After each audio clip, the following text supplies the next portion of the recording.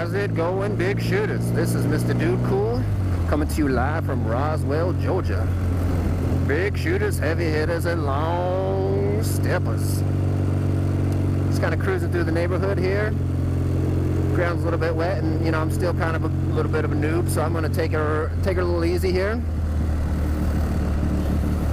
I really don't want to have to end up getting a crash on video for you guys. Although it might be entertaining for you, not so much for me. And yeah, so let me introduce you to my bike here. It's a 1972 Triumph TR6R Tiger, one of the 650 twins, along with its what some might call its bigger brother, the Triumph Bonneville. Bonneville, of course, is more the, when people think of like the the Triumph classic bike, that people think of the Bonneville. They still make them today in a style very much similar to these. Really, the main difference between this and its other 650 twin sibling is that the TR6R had single carb, whereas the Bonneville had dual carbs. Performance-wise, they say that the TR6R and the Bonneville, they're not actually that far off, and in fact some people say that because of the single carb it actually gets more punch down low, a little bit more power. So this just happened to be the one I found. I was so I passed my, I did the beginning rider course with the NSF back in July, which if anyone's thinking about riding a motorcycle, I would definitely recommend doing that. For me, I'd never ridden a motorcycle other than like maybe a few minutes on a dirt bike back when I was a teenager. Other than that, no real motorcycling experience, just kind of, would watch movies, watch TV shows with it, and it just looked like it was just really cool. So I'm like, yeah, that's something I want to try. So signed up for that course, figured, learn a little bit about it. And the cool thing about that too is that if you pass the course, you get your certification to get your M endorsement. Now that's in Georgia. I don't know how it works around the country, but I think it's a very similar process where if you pass that course, because there's a written test and then there's a riding test as well. And so when you pass that course, you get your certification that you could take to the DMV and then get your M endorsement on your license. So I went and did that, and then of course, I had a lot of fun in the riding course, just riding around, So I'm like, yeah, this is awesome. So I wanted to, of course, find a motorcycle as quickly as I could. So initially I was going to go with, something that's 250 cc's, just something kind of small to learn on, not too powerful. A lot of people tried to dissuade me from that, saying that I would get bored really easy. And it's like, well, that's my thought on that was, yeah, I might get bored after a few months, but I'd really rather something not too powerful so that I can learn on, and then once it's time to move up, then I can move up. So I was looking at either like the Suzuki GZ250, which is what the motorcycle that I was riding when I was taking the rider course. The other one I was looking at is like a Honda Rebel, both of those of course being 250 cc's. And so I actually found a Honda Rebel that was a really amazing price. It was a essentially brand new, but it was like a year-old model, so it was like a floor model for right around $2,000. And it was being sold at a store where like the sales guy was actually one of the dudes that was in my beginning rider course. So I contacted him and I was like, hey, I'm looking at this Rebel. So I want to say it was on a Saturday. So I contacted him and I was like, hey, do you guys still have that Rebel? He's like, yeah, if you want to come do a test drive, that's cool. So I went down there.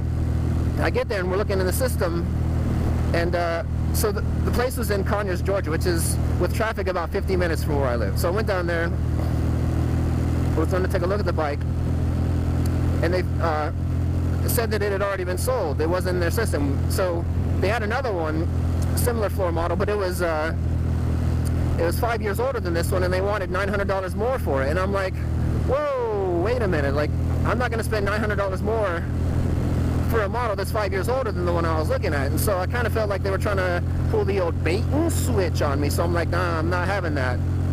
So kept looking, I was looking around at different places. And so just kind of on a whim, I looked on eBay, and a buddy of mine from work, he was telling me that I should look at the, you know, the Bonnevilles.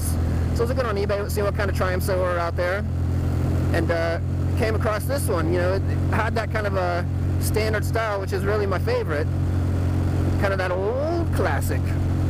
And you know, because it is an old classic, so I saw it, and you know, it's really nice. And turned out that the guy that was selling it was maybe like 5 miles from where I work. So I went down there on a lunch break to kind of take a look at it. Ooh, we're gonna do a little off-roading. Went down there to take a look at it. You know, the guy seemed like he was a really cool guy. You know, just kind of not only feeling out the bike, but feeling out the guy, seeing if, you know, maybe he was a little bit sketchy or whatever. But no, he was a cool dude. You know, was telling me about some biking groups that were in the area, you know, for Triumph owners. So I'm like, that's cool. You know, so he seemed like he was a good guy. So I'm like, all right. And the bike looked really clean. I mean, really amazingly clean. Even now, like, people, when they see it, they don't think it's, you know, essentially, you know, 43-year-old motorcycle. I mean, it looks like it's a more modern one. It's just that clean. So I saw it, and I was like, and so the dude told me what his reserve price was. So I'm like, all right. So I was kind of looking and looking. I was thinking maybe I wouldn't get the auction of that and see if I could buy it for less. But then, I don't know, maybe I just got the itch. Maybe I just, you know, became too obsessed with it ever. But I really wanted it. So I decided I waited right until the end of the auction, bid the reserve price, ended up getting it. So went and picked it up. My first ride home on it was pretty, I'm not gonna lie, it was a little bit scary. It was my first time riding out on public streets, and I did have to go out on a few, like, bigger ones. No highways, no interstates, nothing like that. Like, I mean, even now I still won't do that. That's, I mean, here in Georgia, that's crazy. And plus, like, with this bike, being this a little bit older, it does get a little bit shaky in the higher revs. Like, I mean, there are some vibrations and stuff, being that it's an older bike. So I don't really, I'm not really too motivated to take it out on the interstate. But that's actually probably a good thing. One, because, you know, I'm kind of new to this, so I need more experience before I start, you know, hitting things like that. Two, drivers in Atlanta are just friggin' crazy, man. So I'm kind of just happy riding the side streets, you know, not really, I don't really commute like a whole lot of far places. I mean, I do commute to work, but, you know, that takes me on Holcomb Bridge Road. But other than that, it's not a whole lot of, main streets that I have to go on, so that's not too bad. But yeah, I've been enjoying it so far. I've had it just about 2 months now, and I've been on, I want to say, oh, another biker, all right. Respect for two wheels. I'll talk about that subject in a later motovlog about that. I have a whole topic on that kind of stored up, but yeah, so been enjoying it, and you know, it kind of fits kind of a similar design of when I was thinking of getting the 250. Like, you know, even though this one's a 650, it's not like super fast. You know, it doesn't have a whole lot of power. I mean, it is a little bit older, and so, you know, it's not going to just rocket you down the road, but it has enough power to be intriguing. But, you know, it's not enough to where it's dangerous. You know, I think this is a good amount of power for someone like me that's, you know, trying to be a beginner and trying to be smart about it. Now, some people might ask, why in the world would you buy, you know, a 43-year-old motorcycle as your first bike? You know, especially, one, you know, I live in an apartment, so I don't have, you know, access to a garage or a whole bunch of tools and stuff. And it's like, man, it's just really that cool. It's, you know, I mean, for one, it's a Triumph, which that's cool. It's got that standard style, and it, you know, it just has a lot of character, you know.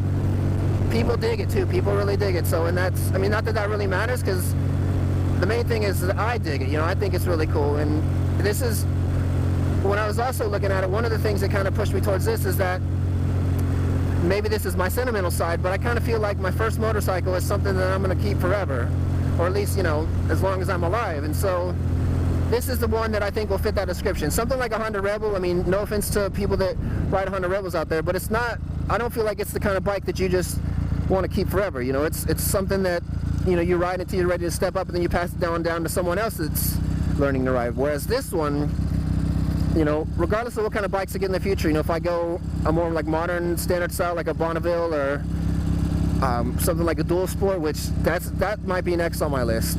That's a whole other topic. We'll get into that in a bit.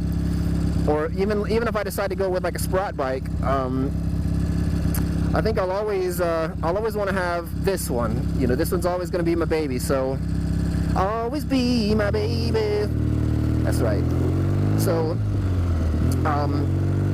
yeah. So this I think really just fits the bill as a good first motorcycle. And with the age, you know, maintaining it and stuff, I feel like this bike is going to really make me learn about being, you know, a proper motorcycle owner. And so I think that fits the bill really well. So even though on the surface it may not seem like the best idea, when you think about it, when you put it in that perspective, I think it makes a wise decision. So, but we'll see how that goes. You know, it just kind of, right now it's fun. It's not been too powerful to be dangerous. You know, it's just solid. You know, it's, you know, it keeps me off the interstates, keeps me off the major highways. It keeps me on the road, and it's fun to ride, and it's cool to see people's reactions to it too. I mean, even though what really matters is how I feel about it, you know, it is kind of cool to see people show respect, and, you know, people dig it. So that's kind of cool. Yeah. So dual sports. So you know, let's talk about that. So I'm thinking about that. Like they just look like a lot of fun, and I don't know if there's a whole lot of trails around here, but they just look like they'd be a lot of fun. Kind of, you know, maybe like as a second bike just to kind of toss around on. So I'm thinking about that, but we'll see how that goes. If I can find one that's a decent price, it's not like something where I'm going to buy like a new one and spend a lot of money. But if I can find one, you know, locally for under $2,000 that's in decent shape, that's, you know, fits what I want, I think that'd be a lot of fun to have. All right, biking on this road. What is this road? Riverside Road. Biking along. Not a huge fan of bikers on the road. I don't know. I mean, I get it that, you know, they have the right to, and people like to bike, and that's cool. And I do own a bicycle as well. I don't take it on the roads like this, but I mean, so I get it. You know, that's their right. But at the same time, it just, I don't know. Seeing the way people drive in Atlanta, I don't know that I would want to be a bicyclist on the road. Two, I just think that I don't know, they take up space in the lane and just add to the danger for everyone, really. But whatever. I mean, optimally, they would just have their own like dedicated lane like they have in some countries in Europe, and that would be better for everyone. What's up, buddy?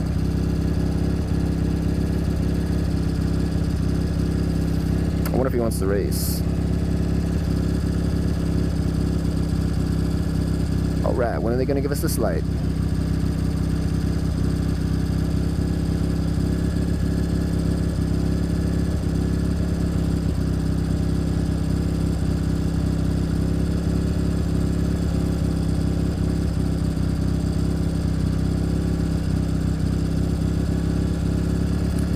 Any day now, traffic light. Let's do this. That's the one downside about coming this way. I'm making this ride out past this point is amazing, especially when I get on the backside, but getting through this light is sometimes a pain in the butt, both coming this way and the other way.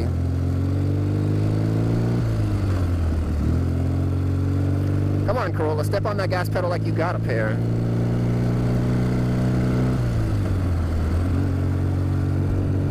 You can do it. Like that person needs to take a class on how to step on the gas. Woo! Let's go. What's up, people over there on the path? I've been on that path more times than I want to think about. Just kind of running at night or in the day, whenever.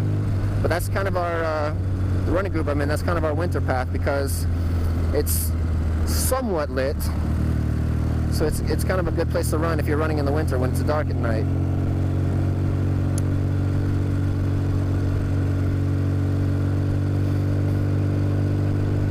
It's always nice when you're in a city that kind of supports like biking, running, walking community, the fitness community in general.